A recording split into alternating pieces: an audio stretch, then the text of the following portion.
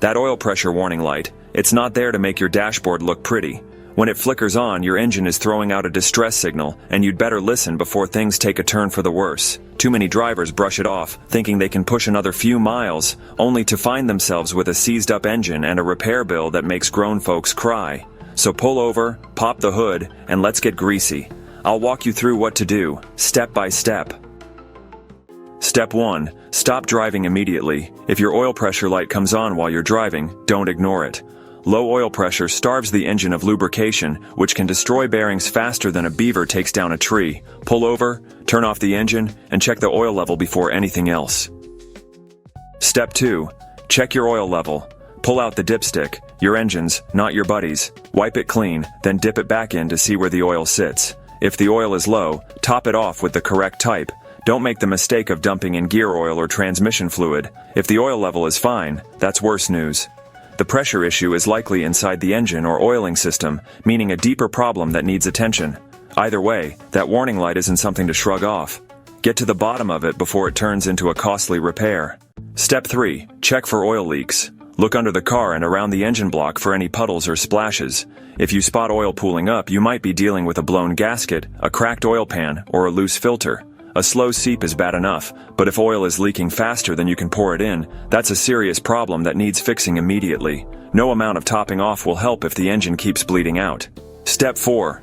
Change the oil and filter. A clogged filter can restrict flow, triggering the warning light. If your oil is thick and black as a coal mine, it's time to drain it. You'll need fresh oil. Check your owner's manual for the right type. A new filter, a wrench, a drain pan, and a free Saturday morning. Once the oil is changed, start the engine and keep an eye on the warning light. If it disappears, problem solved. If not, you've got more digging to do. Step 5. Check the oil pressure sensor. This small but crucial component monitors oil pressure and sends data to the engine's computer. It's typically a plug screwed into the engine block with a wire attached. These sensors fail more often than you'd think, and if you're lucky, replacing it is a quick and inexpensive fix. Just a $15 part and a 10-minute job. Before diving into major engine repairs, test or replace the sensor first. There's no shame in starting with the simple stuff. After all, we're fixing cars, not launching rockets. Step 6. Test real oil pressure with a mechanical gauge. If that oil light's still coming on, you need to know for sure what's going on. Grab a mechanical oil pressure gauge and hook it up in place of the sensor. Fire up the engine and watch the reading. You want to see somewhere between 20 and 60 psi when warm. That's a healthy engine. But if you're seeing less than 10 psi at idle, or it's not rising with RPMs, you've got a real oil pressure problem on your hands. Step 7. Check the oil pump or pickup tube. If the pressure's reading low on a mechanical gauge, odds are the oil pump's worn out or the pickup tube's clogged. Sludge, a dropped gasket, who knows? And let me tell you, this ain't some quick driveway fix. You're talking about pulling the oil pan, maybe even tearing into deeper parts of the engine, depending on the car. But that's still a sight better than watching the whole motor seize up and end up in the scrapyard.